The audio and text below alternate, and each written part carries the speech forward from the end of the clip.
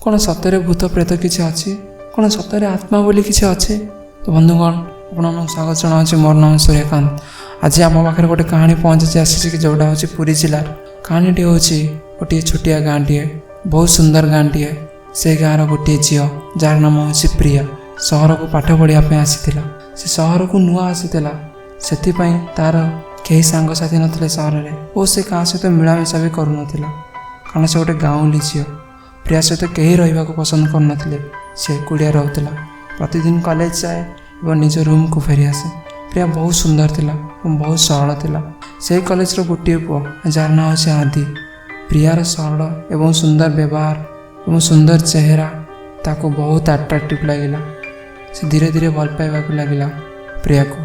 दिने से प्रिया को प्रपोज कला। प्रिया मध्य आदि को लाइक करुला। दुह दुह भितर कन्वर्सेशन बहुत है बहुत कथबार्ता है।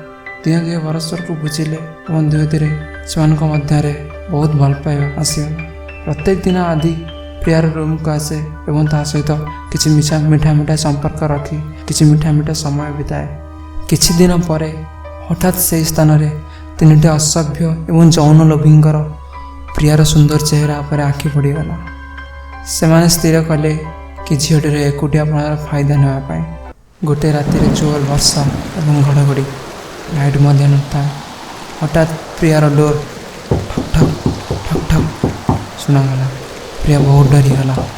पर भाविला आदि ही आसी किंतु से भयंकर राति से जब डोर खोलिला तो से तीन जन जौन राक्षस दुष्कर्म करने चेष्टा कले। प्रिया निजर जीवन बचाई दौड़ा लगिला और जाई जाई छात उपर पहुँचीगला। सब रास्ता में प्रिय बंद।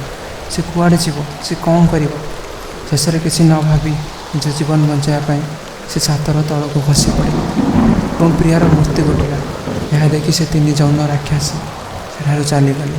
तापर दिन आदि आसी देखे तो प्रियार शव सेठारे पड़ी। आदि यह देखी संपूर्ण भांगी पड़ा। से प्रियार मृत्यु को सहज ग्रहण कर से देखा पाइला जे प्रियार देहरे किसी नख दाग अच्छे। से यह देखी सन्देह करुला कि प्रिया सहित दुष्कर्म करने चेष्टा किंतु किसी प्रमाण पाइपारे ना।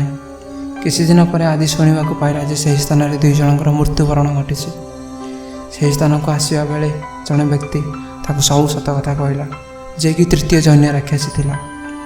आदि यह शुणा पर निजको संभाली न पारी से ही व्यक्ति को से पुलिस हाथ में धरा पकईदेला और प्रतिदिन आदि प्रियार रूम को आसे आगपरी समय बिताए और प्रियार आत्मा सेठार अनुभव करे। प्रियार आत्मा आदि सह गुरु बोली थाए। तो बंधुगण कहानी यह थिला। तेणु आम कौन कहे आत्मा अमर आत्मार मृत्यु न थाए केवल शरीर ही त्याग होता है। तो बंधुगण आपण कहानी केमती लगे यदि भल लगी तेरे वीडियो को लाइक करी चैनल को सब्सक्राइब करी कमेंट माध्यम आपण मतामत दिंतु। से पर्यंत रहूँ नमस्कार।